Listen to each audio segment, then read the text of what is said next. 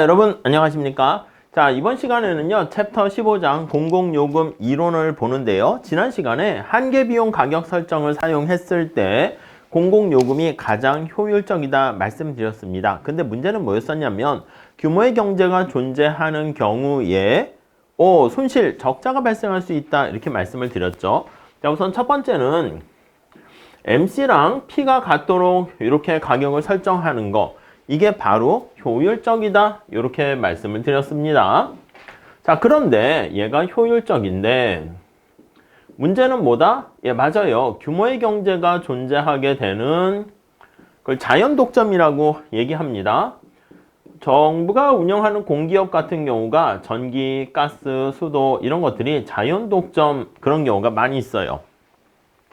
자연독점은 생산을 증가시킬 때 평균 비용 곡선이 우하향한다 이렇게 볼 수 있는데, 이 자연독점 하에서는요 한계 비용 가격 설정을 사용하게 되면 적자가 발생합니다. 그래서 손실이 발생하는 거죠. 그래서 효율적이긴 한데 지속 가능성이 떨어집니다. 그래서 이 손실을 좀 어떻게 해결할 수 없을까 하는 생각을 해요. 그래서 먼저 첫 번째로 손실을 해결하는 방법은 우리가 일반 재원이라고 합니다. 일반 재원이라는 것은 텍스를 얘기합니다. 조세를 통해 가지고 국민의 혈세죠. 이걸 가지고 해결하는 거야.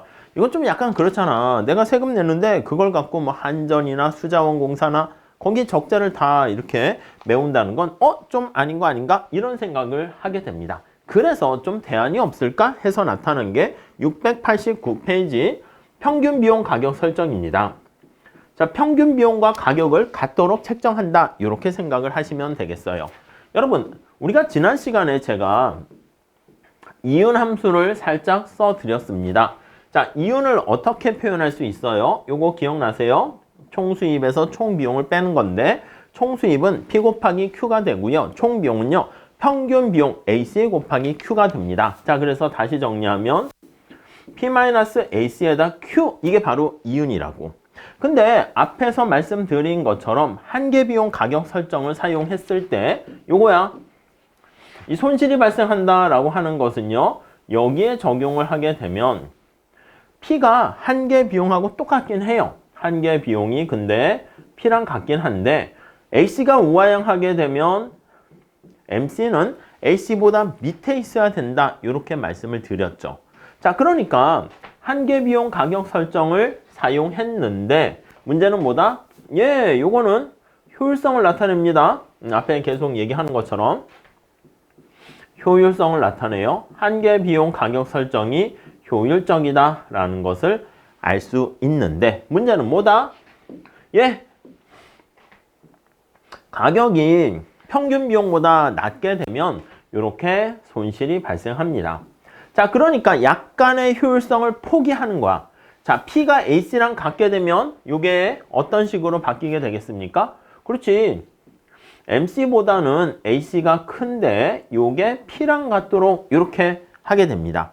자, 원래 한계비용 가격 설정이 효율적인데 효율성이 깨지게 되는 것을 알 수 있어요. 그러나 여기 나와 있는 것처럼 P가 AC랑 같잖아? 그럼 여기 잘 보세요. P가 AC랑 같아요. 이윤이 빵이지 손실은 막을 수가 있습니다. 그래서 이 경우에는 평균 비용 가격 설정은 비효율적이나 손실은 제거할 수 있다라는 게 특징입니다. 이윤이 빵이 되는 거죠. 자, 이걸 그래프로 한번 체크해 보도록 하겠습니다. 자, 가격 설정 방식 이렇게 나와 있는데 밑에 그림 한번 잘 체크해서 보시면 되겠어요. 자, 여기서 밑에 한번 그림을 쫙 보시면 자, 수요 곡선이 이렇게 있습니다. 우하향하는 수요 곡선이 있고요. 자, 근데 AC가 우하향한다고 그랬죠? 예, AC가 우하향하니까 이렇게 돼 있습니다. 이렇게 우하향합니다. AC가 우하향하면요 규모의 경제인데 그때는 MC는 AC보다 밑에 이렇게 위치합니다. 이렇게요. 따라오셨죠? 자, 그러면 잘 한번 체크해 볼게요. 여기가 우리가 한계비용 가격 설정 한이라고 쓸게요. 근데 손실이 발생했죠. 평균 비용 가격 설정은 어떻게 된다? 잘 보세요. 평균 비용과 P가 바로 수요 곡선이야. 두 개가 만나는 게 여기잖아. 평이라고 쓸게요. 이렇게 우리 책에서는 뭐 A라고 돼 있습니다. 자, 그러면 우리 한계 비용 가격 설정일 때가 가장 효율적인 생산 수준을 나타내는데 평균 비용 가격 설정을 사용하게 되면 그래요. 바람직한 최적 수준보다 생산량이 줄어듭니다. 여기가 한계 비용 가격 설정인데 여기가 평균 비용 가격 설정 아니겠습니까? 어떻게 돼? 그래요. 비효율적이 됩니다. 그래서 비효율적이 됩니다. 비효율성의 크기가 어떻게 됩니까? 하면 거기에 음영으로 처리가 되어 있는데 뭐 크게 중요하진 않습니다. 뭐 한계 비용에 비해서 이만큼의 더 이득을 얻을 수 있는 것을 포기하게 되니까 이게 바로 어떻게 되면 사회적 후생 손실의 크기다. 이렇게 볼 수가 있겠습니다. 자, 그래서 거기 1번 설명이 나와 있고 장점은 적자를 제거합니다. 손실을 제거한다. 적자가 발생하지 않는다가 장점인데 단점은 바람직한 최적 수준인 한계 비용 가격 설정보다 비효율적이다? 예, 비효율적이라는 것은 뭐라고요? 생산을 줄이기 때문에 그래요. 과소 생산에 문제가 발생한다. 이렇게 정리를 하시면 되겠죠. 그래서 사회적 후생 손실이 생기게 됩니다. 자, 사회적 후생 손실 이걸 deadweight loss 이렇게 정리를 하시면 되겠습니다. 오케이?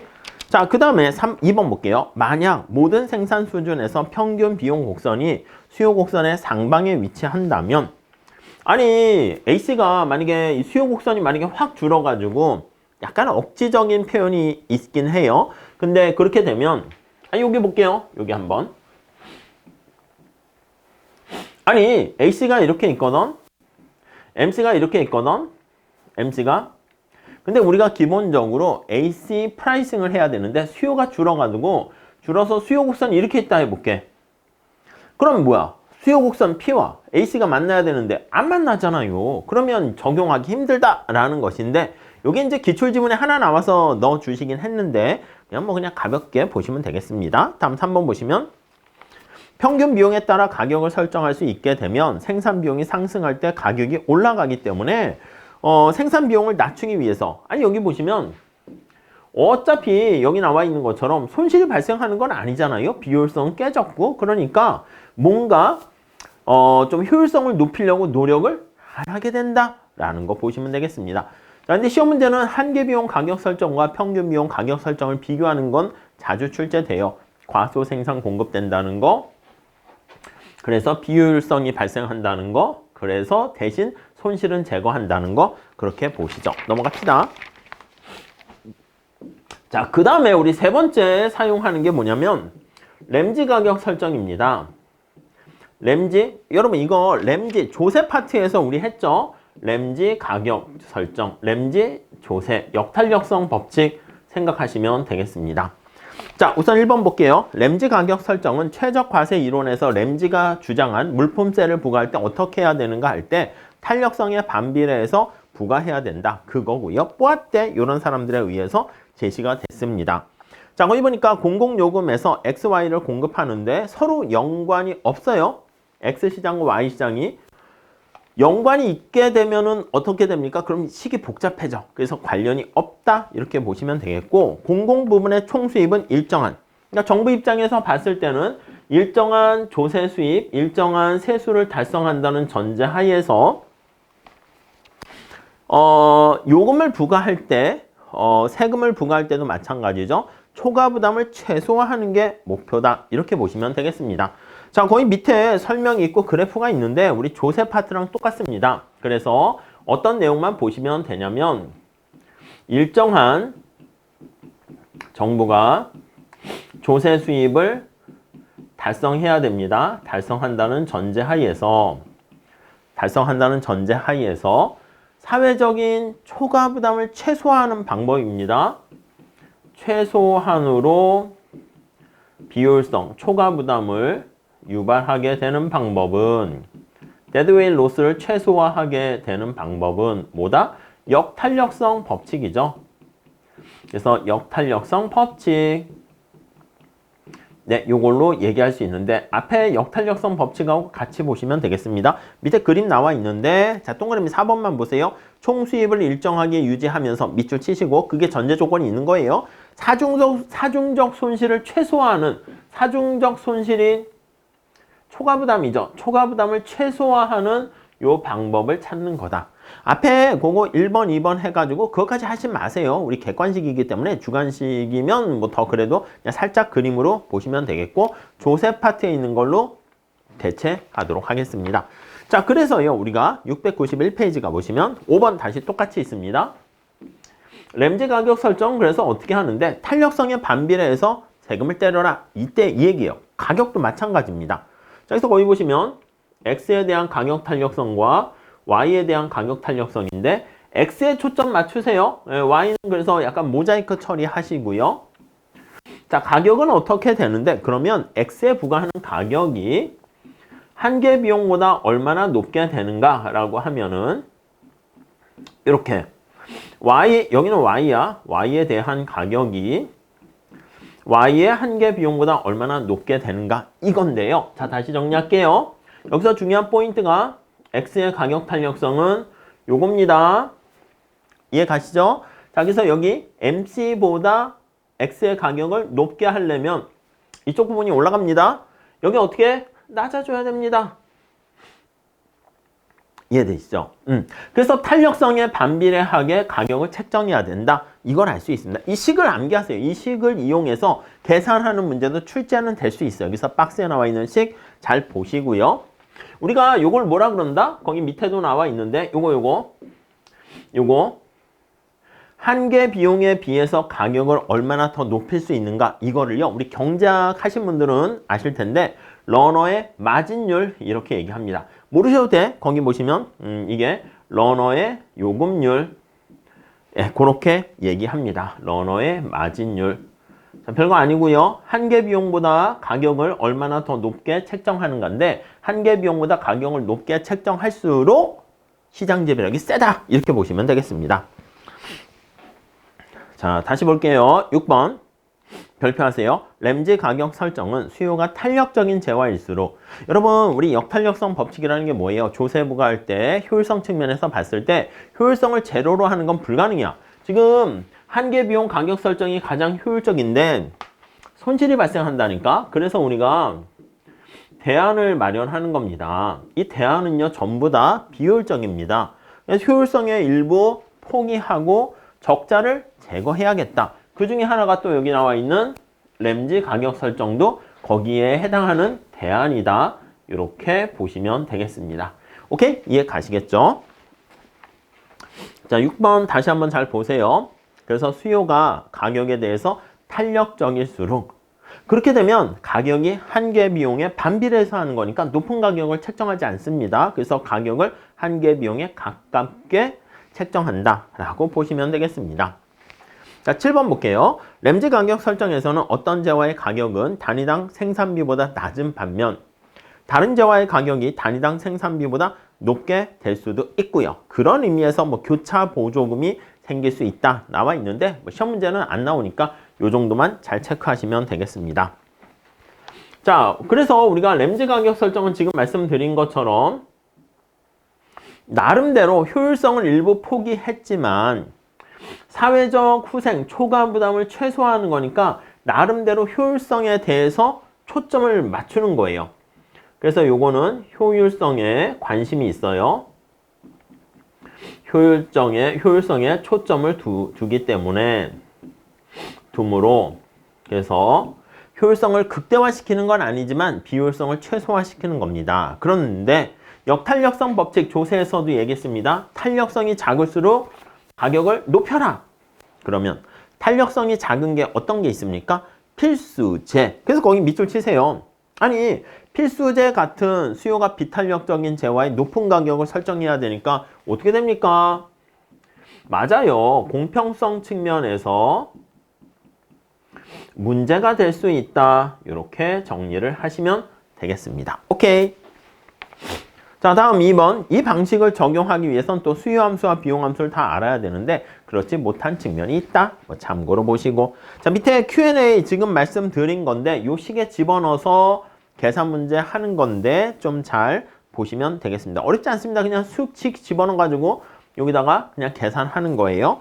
시험에 자주 나옵니까? 아니요. 자주 나오진 않고요. 아니, 램지 가격 설정은 자주 나오지. 근데 이 계산 문제는 자주 출제되지 않지만 언제든지 나올 수는 있으니까 공식 암기하는 걸로 해서 체크해 두시죠. 자, 다음에 네 번째 2부 가격제도 이렇게 한번 볼게요. 지우고 다시 한번 봅시다. 자, 첫 번째 우리 MC 프라이싱을 봤어요. 얘가 뭐다? 효율성입니다. 효율적입니다.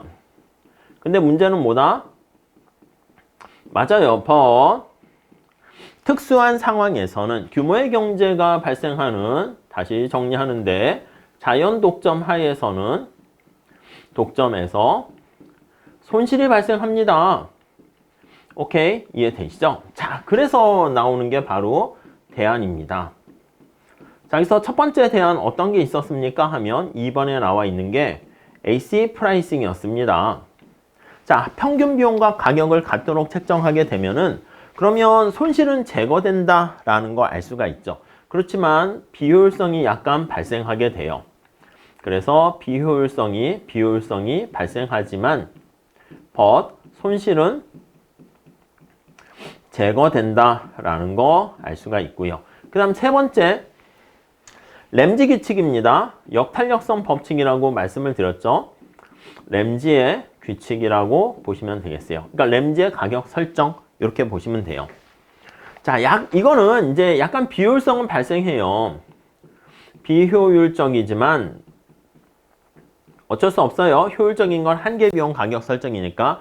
but 나름대로 비효율성을 최소화시킵니다. 그래서 minimize 비효율성 이렇게요. 그래서 비효율성을 그래도 최소화시키려는 안간힘을 갖게 됩니다. 그래서 차선책이라 할 수 있는데 역시 또 한 바퀴 돌아 but 네, 어떤 문제가 있다고요? 탄력성이 작을수록 높은 가격을 책정해야 된다 하니까 공평성에 문제가 발생할 수 있다. 예, 이렇게 보시면 되겠죠. 자, 그 다음 우리가 살펴보는 게 네 번째로 2부 요금 제도, 2부 가격제라고 얘기합니다. 2부 가격제도 이렇게 얘기할게요. 가격 설정을요, 우리가 2부, 투 파트 이걸 번역한 겁니다. 둘로 나눠서 가격을 책정해요.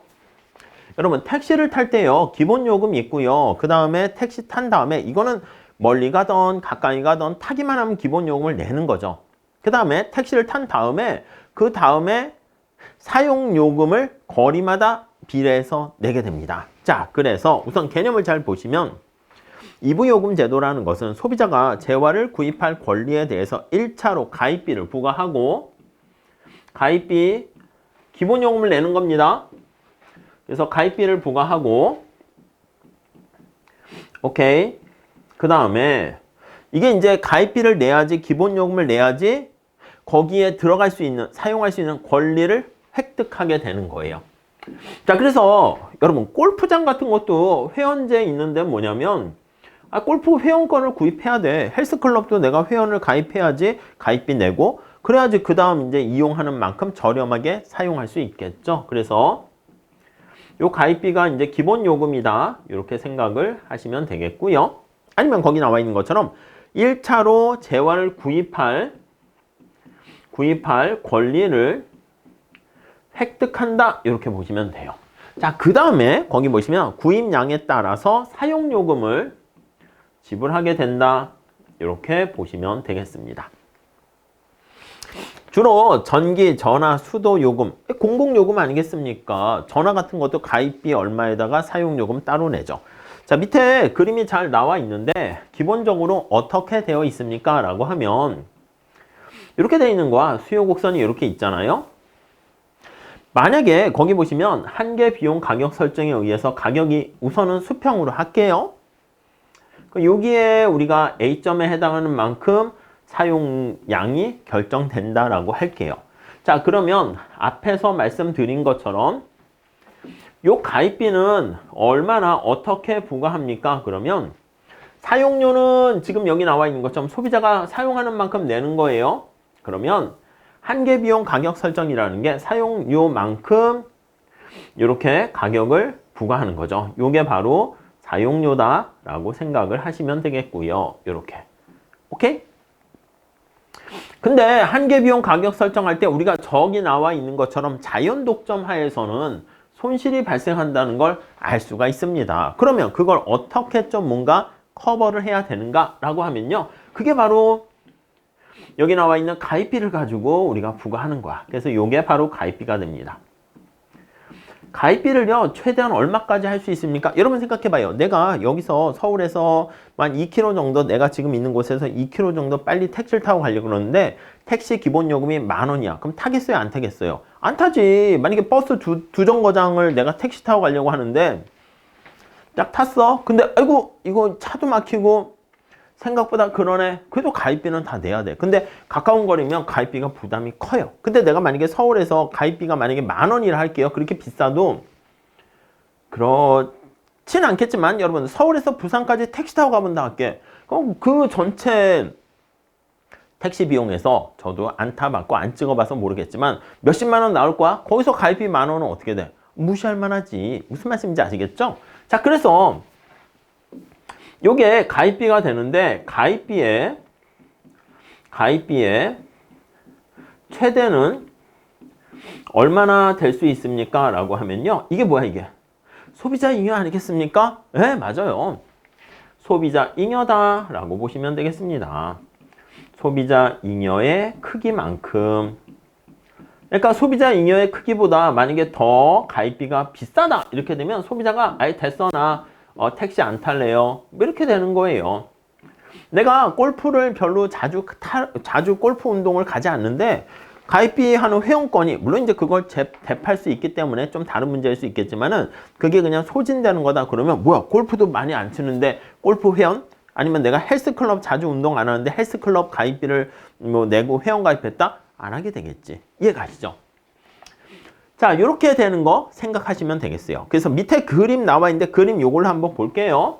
우리 앞에서 본 것처럼 한계 비용 가격 설정을 책정합니다. 수요 곡선이 이렇게 있는데 자, AC가 이렇게 있고 MC가 이렇게 있습니다. 찾았죠? 그러면 여기 AC와 MC가 만난 요 A점이 바로 효율적인 수준 됩니다. 자, 그런데 우리가 지난 시간에 본 것처럼 한계 비용 가격 설정을 할 때 전체의 총 비용은 어떻게 됩니까? 라고 하면요. 총 비용은 이렇게 할 수 있어요. AC 곱하기 Q에 해당하는 이 빨간 색깔 면적이 바로 총 비용이다. 이렇게 생각을 하시면 되겠습니다. 오케이? 그럼 총 수입은 어떻게 됩니까? 라고 하면요. 총 수입은요. 요거 생각해 보세요. 이게 총 수입 아니겠습니까? 연두 색깔이. 그럼 요렇게 되고 여기까지 다 받을 수 있어. 이렇게 받을 수 있습니다. 그러니까 여기 요만큼은 손실이 발생해. 빨간 색깔 삐져나온 것만큼. 근데 이만큼의 이득이 남기 때문에 손실을 제거할 수 있어요. 오케이? 자, 그래서 한계 비용 가격 설정 A까지 생산해서 효율적이 되면서 손실도 제거할 수 있는 아주 좋은 방법이에요. 근데 문제는 뭐다? 예, 맞아요. 아니, 소비자가 내려고 하는 금액을 다 내버리기 때문에 이부 가격제는 A점이 뭐라고요? 효율성을 달성할 수 있어요. 효율적이나 오케이, 효율적이나 문제는 뭐다? 예, 손실도 제거할 수 있습니다. 손실도 제거할 수 있으나 but 자, 이 앞에서 우리가 한계 비용 가격 설정 아니면 평균 비용 가격 설정 램지 규칙 이때는 소비자 잉여를 누리게 되거든. 근데 소비자 잉여만큼 가입비를 만약에 최대한 받는다 그러면 이것 때문에 소비자 잉여가 빵이 될 수도 이제 극단적으로 받게 되면 될 수도 있다라는 게 한계가 되겠습니다. 자, 그래서 거기 한번 보시면 설명, 그림, 수요 곡선과 비용 곡선이 있고요. 2번 공공요금을 한계 비용과 동일한 PMC로 설정하게 되면 사회적 최적 수준이 달성돼요. 효율성을 달성할 수 있습니다. 오케이. 자, 그리고 소비자 잉여는 A 플러스 B만큼을 얻게 돼. 원래. 근데 BC만큼의 적자가 발생했어요. 요만큼의 적자가 발생하는데 자, 근데 3번 BC만큼의 고정요금을 소비자 잉여만큼 받아냅니다. 거기 나와 있는 것처럼 그걸 부과하면서 소비자 잉여를 맥스로 다 받으면 A까지 다 받아내는 거야. 그래서 A, B까지 가입비로, 그러니까 가입비의 최대값을 구하세요. 이거는 보통 경작에서도 시험 많이 나오는데 우리 그림에 따랐을 때는 A 플러스 B가 바로 소비자 잉여라고 할 수 있어요. 이만큼 가입비를 받게 되면 소비자는 잉여를 다 기업에게 보내는 거예요. 자, 그래서 거기 화살표 두 번째 있잖아. 그 별표하세요. 고정요금으로, 기본요금으로, 가입비용으로 설정할 수 있는 최대한의 금액은 A 플러스 B가 된다. 자, 4번도 별표하시고. 자, 2부 가격제는 그래서 가격을 한계 비용에 맞춰서 한계 비용과 같도록 만들 수 있으나 그래서 자원 배분이 효율적이 되지만 이 가입비를 통해서 소비자 잉여를 다 뜯어갈 수 있기 때문에 적자는 방지할 수 있어요. 손실을 제거할 수 있어요. 근데 소비자 잉여가 제로가 될 수가 있다. 그게 또 한계다. 이렇게 보시면 되겠습니다. 자, 다시 평가 봅시다. 2부 요금제는 고정비용이 크고 규모의 경제가 있는 경우에 적절한 방식으로 평가되고 있으며 그래서 이 자연독점 하에서 우리 공기업 같은 공공요금에서 우리가 적용할 수 있는 대안들을 살펴보는 것이죠. 오케이? 근데 2번 보시면 고정요금이 너무 높게 책정되게 되면 일부 소비자들은 아예 소비를 포기할 수가 있어요. 그치? 내가 만약에 에버랜드에 가려고 하는데 입장권을 끊는 다음에 들어가서 몇 개의 무료 놀이시설을 이용할 수 있겠지만 몇 개는 또 돈을 내야 된단 말이야. 근데 나는 에버랜드에 가가지고 놀이시설을 타는 게 아니라 그냥 한번 그냥 거기 시원한 공기 마시면서 돌아다니는 게 목적이야. 근데 가입비가 너무 비싸면 그러면 안 가게 되겠지. 무슨 말씀인지 아시겠죠? 택시 기본요금 생각하시면 되겠습니다.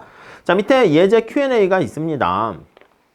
자, 그림 형태만 봐주세요. 수요 곡선이 우하향하는 직선이고 요것처럼 한계 비용이 수평입니다. 그때 거기 나와 있는 것처럼 공기업 입장에서 봤을 때 골프장 설립과 관련한 가입비는 최대한 얼마까지 받을 수 있습니까? 하면 요 삼각형 구하는 거죠. 요거 삼각형. 소비자 잉여의 크기를 구하세요 라고 하는 거야. A 면적이죠. 예, 그 정도 체크하시면 되겠습니다. 자, 요걸 가지고 우리 밑에 참고 딱 한 번 나왔습니다. O2의 최적 2부 요금인데 여러분 잘 보세요. 어렵지 않습니다. 램지 규칙이 뭐야? 역탄력성 법칙이지. 역탄력성 법칙. 탄력성에 반비례해서 가격을 책정하세요. 이게 램지 규칙 아니겠습니까? 이거랑 똑같습니다. 그래서 탄력성이 작을수록 힘이 약하고 사람들이 민감하지 않은 둔감한 경우에 거기엔 가격을 올리고 민감하고 가격의 탄력성이 클수록 그때는 가격을 낮게 주는 거야. 그게 램지 규칙이야. 이거를 여기 2부 가격제에 접목한 게 O2의 최적 2부 요금이야. 여러분 잘 보세요.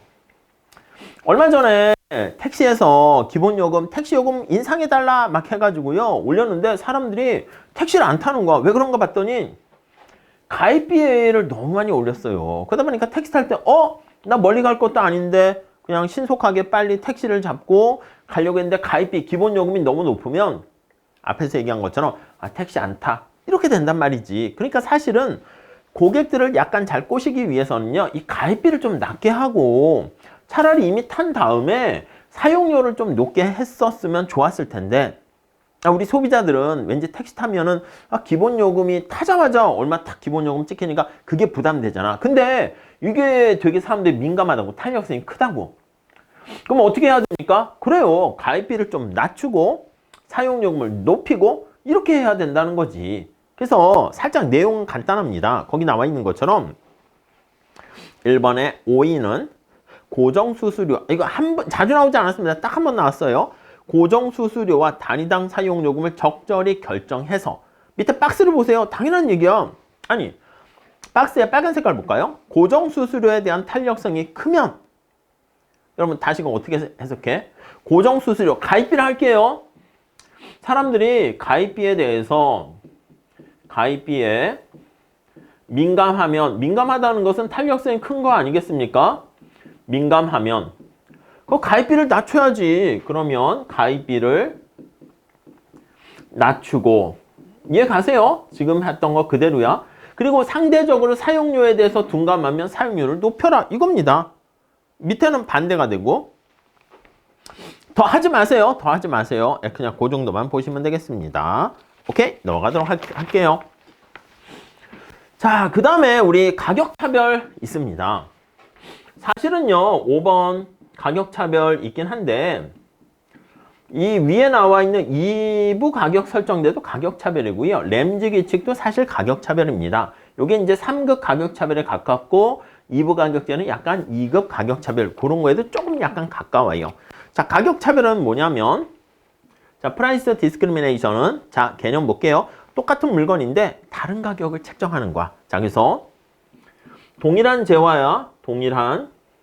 재화에 대해서 여러분, 공기업에 적용하는 것도 마찬가지지. 가격이 다르다 해서 어느 지역에는 고급 전기가 들어오고 어디는 저급 전기가 들어오고 그런 거 아니잖아요. 전기는 똑같습니다. 수돗물도 똑같습니다. 근데 똑같은 상품인데 다른 가격을 책정하는 겁니다. 오케이? 만약에 상품이 다른데 다른 가격 책정한다? 그건 가격차별이 아니지. 사과인데 이거는 아주 그냥 유기농의 사과. 이거는 그만큼 비용이 많이 들어갔으니까 다른 사과라 봐야죠. 무슨 말씀인지 아시겠죠? 자, 가격차별은요. 1급, 2급, 3급 이렇게 있는데 1급 가격차별에 가까운 게 요 2부 가격제가 1급 가격차별에 가깝다 이렇게 보시면 돼요. 그래서 얘가 1급 가격차별이라고 생각하셔도 됩니다. 아니, 분류할 때는 원래 2급인데 1급 가격차별과 유사하다라고 얘기하는 건 뭐냐면 완전 가격차별이라고 하는데, 그거는 여기 나와 있는 것처럼 맥스로 가입비를 받게 되면 소비자 잉여가 제로가 된다는 것을 암시하기 때문에 그런 거예요. 오케이? 오해하지 마세요. 2급 가격차별에 속하는 건데 그 효과는 1급 가격차별하고 유사하게 소비자 잉여가 제로가 된다. 이렇게 보시면 되겠고요. 자, 그래서 우리 책에선 2급 가격차별 나와 있습니다. 자, 2급 가격차별에 대해서 요 램지 규칙은 3급 가격차별하고 비슷해요. 그래서 요거는 앞에 그냥 가격차별이지만 이렇게 수식어를 넣으면 2급 가격차별이다. 이렇게 보시면 돼요. 밑에 그림에 나와 있는 것처럼, 자, 동그라미 1번 보세요. 구입량에 따라서 서로 다른 가격을 책정하는 거야. 거기서 끝. 2+1 있잖아, 여러분. 아니면 내가 커피 쿠폰 모아가지고 커피를요 10잔을 마시게 되면 도장을 찍어서 한 잔 무료로 준다. 그 뜻은 무슨 말이에요? 자, 다시 내가 커피 쿠폰을 모아서 도장을 찍었어. 10잔을 마셨어. 그럼 한 잔 무료로 선물로 줄게요. 이 얘기는 11잔을 10잔 가격으로 주겠다는 거야. 결국 약간 10% 많이 구입하게 되면 가격을 할인해 준다는 얘기죠. 이해 가시겠습니까? 그거랑 비슷해요. 그래서 동일한 재화인데 다른 가격을 책정하는데 2급 가격 차별은 대량으로 우리가 구매 시 가격을 할인한다. 이렇게 보시면 되겠습니다. 오케이? 거기까지 마세요. 자, 밑에 뭐 거기 2번, 3번 쭉 설명이 나와 있는데 그냥 넘어가셔도 될 것 같습니다. 오케이? 그 정도 정리하시면 되겠고, 자, 그렇기 때문에 만약에 조금 사는 사람들은 가격 할인 혜택을 많이 보지 못하고요. 여기서는 대량으로 구매하는 사람, 많이 구입하는 사람이 가격 할인의 혜택을 보게 됩니다. 따라오셨죠? 자, 그럼 다시 6번 보세요.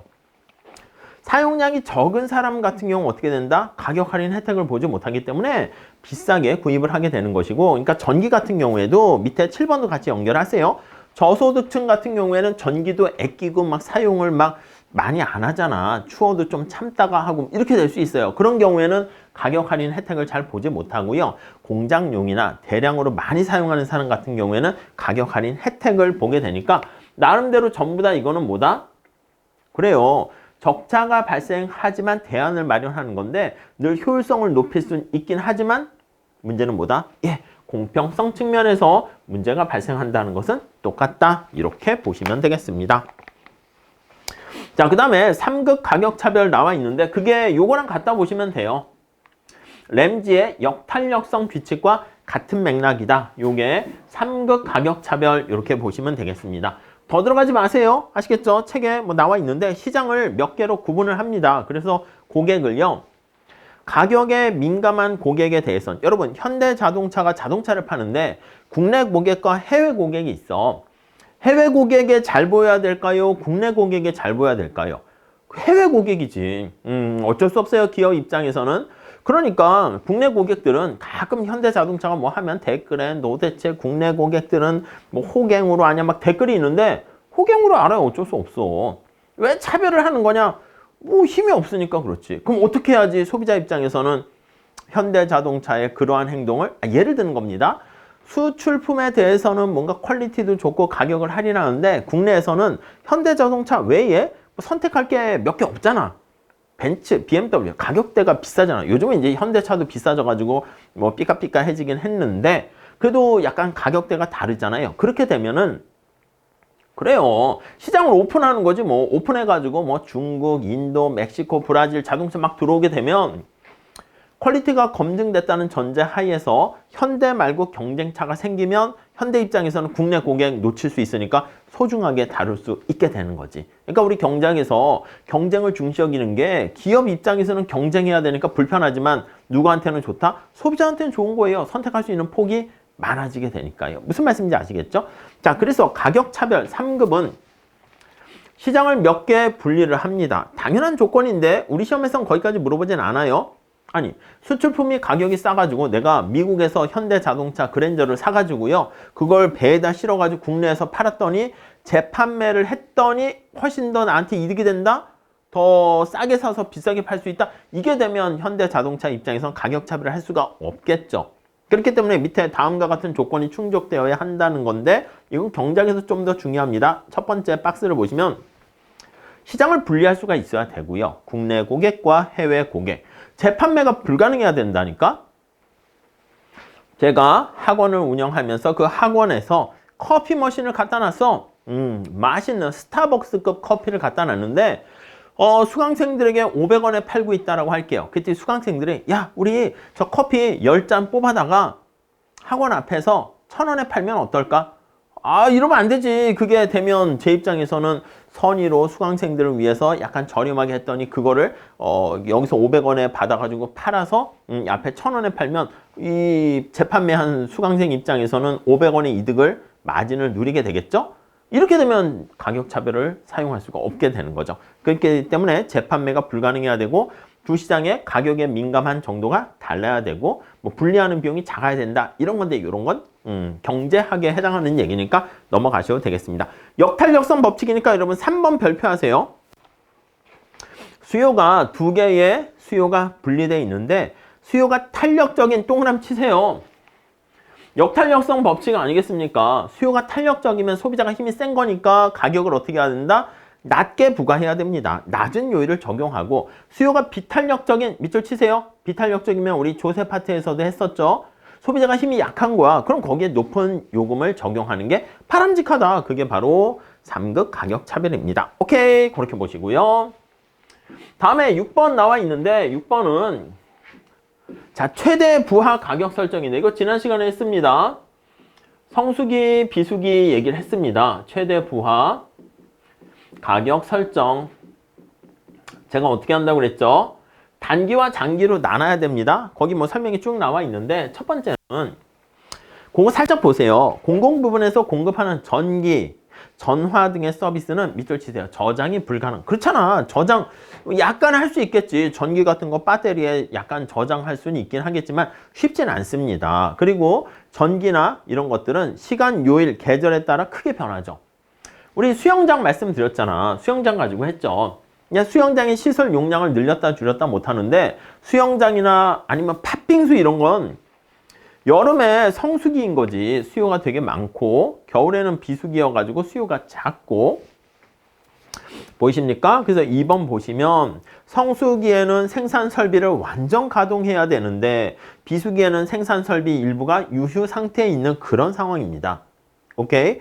그러니까 호텔이나 비행기 값이나 이런 것도 리조트 같은 것도 보면 성수기 때는 가격이 비싸고 비수기 때는 가격이 싸요. 살짝 보면 가격 차별하고 관련돼 있죠. 여러분들이 가는 거 호텔에 가가지고 아니 왜 비수기 때는 가격이 싼데 성수기 때는 비쌉니까? 그럼 뭐라 그럴까요? 제 맘인데요? 이러지. 비행기도 마찬가지고. 자, 그래서 거기 보시면 성수기와 비수기로 나눠 가지고요. 다음 페이지 한번 보시면 가정 있고 설명 있는데 이거 다 하실 필요 없어요. 앞에서 말씀드린 것처럼 단기와 장기로만 우선 보세요. 단기에는 성수기 때는 가격이 어떻게 된다? 성수기 때는 한 개 비용에다가 플러스 알파, 알파를 뭐라 그랬습니까? 경제적 지대 이렇게 얘기했고요. 비수기 때는 어떻게 된다? 비수기 때는 예 맞습니다. 한 개 비용 가격 설정을 책정하고요. 장기에는요 시설 용량을 늘렸다 줄였다 할 수 있는 거지. 성수기 때랑 비수기 때랑 동일합니다. 장기에는 한 개 비용 가격 설정한다. 끝! 여기까지만 하세요. 아 밑에 그림이 복잡한데 해야 될까요? 하지 마세요. 오케이? 그리고 다음 페이지도 가보시면 697페이지에 보면 막 식이 막 있어. 복잡해. 하지 마세요. 자 5번 살짝 보시면 거기 보시면 최적 설비 규모 관련해 가지고 복잡한 식 있잖아. 하지 마세요. 이거 안 나옵니까? 예, 안 나와요. 한 번도 안 나왔어. 근데 우리 나중에 객관식 때는 그거 공식 있잖아. 요거 저기요. 성수기 때는 여기 한 개 비용에다 플러스 알파만큼의 가격을 책정한다고 그랬는데 저 알파를 어떻게 책정할까요? 그거는 혹시나 저도 브리타성으로 출제 가능성이 있어가지고 설명을 할 건데 그거에 막 메인으로 하지 마시고 객관식 때 공식 제가 알려드릴 거예요. 이 공식인데 이 공식 보면 똑같이 해요. 근데 이 공식으로 보는 것보다는 그냥 문제를 바로 하나 풀어보시면 쉽게 됩니다. 오케이? 안 해도 됩니까? 한 번도 나온 적 없다니까? 안 할 겁니까? 아예 한다니까? 객관식 때. 오케이? 그러니까 거기 697페이지에 글쎄 모르겠습니다. 여러분들에 따라서 상황에 따라 다르겠지만 이걸 봤을 때 눈이 빙글빙글 돌아오고 W1에 뭐 OC, F에 X바에 나는 이거 보니까 편안해집니다. 마음이. 그러면 글쎄 해도 돼. 근데 아마 제 경험상 대부분 불편할걸요? 이걸 어떻게 이 많은 걸 이 페이지를 하지? 하지 말라니까요. 무슨 말씀인지 아시겠죠? 나옵니까요? 안 나온다니까요? 넘어갑시다. 아예 안 할 겁니까? 할 거라니까요. 객관식 때. 그냥 공식 하나 문제 딱 풀 거예요. 오케이? 자, 그 다음에 698페이지 가보시면 완전 배분 비용 가격 설정 이렇게 나와 있는데 하지 마세요. 오케이? 쭉 지우시면 되겠습니다. 요 저자 교수님께서 잘 정리해 주셨는데 시험에 나옵니까? 안 나와요. 넘어갈게요. 다음 하지 마세요. 아셨죠? 699페이지. 나오면 어떡합니까? 나올 가능성이 되게 희박해. 그러니까 우리가 중요한 게 뭐냐면 매번 나오는 A급 문제만 잘 맞추셔도 90점 이상 넘는 데는 쉬워요. 근데 자꾸 공부를 하시다 여러분들은 매번 나오고 그리고 실수를 줄이셔야 되는데 공부를 많이 하시다 보면 또 안 나오는 거에 너무 많이 또 하는 거야. 막 Z급에 해당하는 거에 막 쏟다 보니까 그 시간에 뭐 하시라고요? 세법 공부하세요. 세법 꽈락 나올 수 있단 말이에요. 아시겠죠? 자, 공공요금 결정 시에 고려사항 나와 있는데요. 이것도 그냥 넘어가셔도 됩니다. 효율성과 공평성을 잘 조화를 이루자. 그리고 두 번째, 적정 수준의 재정 수입을 확보해야 된다. 왜요? 아니, 재정 수입을 확보하지 못하게 되면 계속 운영될 수가 없잖아. 그리고 행정적인 단수성 이런 것도 있어야지. 요금 체계가 너무 복잡하게 되면 우리 조세 파트에서 했잖아. 그래서 행정비용이 과다하게 소요될 뿐만 아니라 소비자들 입장에서 거기 나와 있는 여러 가지 혼란을 초래하게 됩니다. 거시경제 측면에서 공공요금 같은 경우에는 공공요금을 통제하는 경우가 많잖아요. 그래서 물가와 굉장히 인플레이션에 많이 영향을 미치기 때문에 그래서 거시경제 측면에서도 공공요금 같은 것들을 좀 이렇게 높이 인상하지 않고 통제하려고 한다. 그렇게 정리를 하시면 되겠습니다. 여기서 책이 되게 정리가 잘 돼 있고 내용도 좋아요. 근데 이제 제가 말씀드리는 것은 기출을 중심으로 해서 시험에 자주 출제되었던 거 위주로 잘 말씀드리니까 이 정도만 해도 충분하고요. 그 다음에 나는 그냥 이런 것들은 당연히 알고 있으니까 더 해야겠다. 그런 분들은 좀 한번 읽어보셔도 돼요. 근데 그렇지 않은 분들은 제가 말씀드리는 거 중심으로 잘 보시면 되겠습니다. 자, 이렇게 해서요. 우리 공공요금 이론 마무리 짓고요. 다음 시간에 챕터 16장 공채론 같이 들어가도록 하겠습니다. 감사합니다.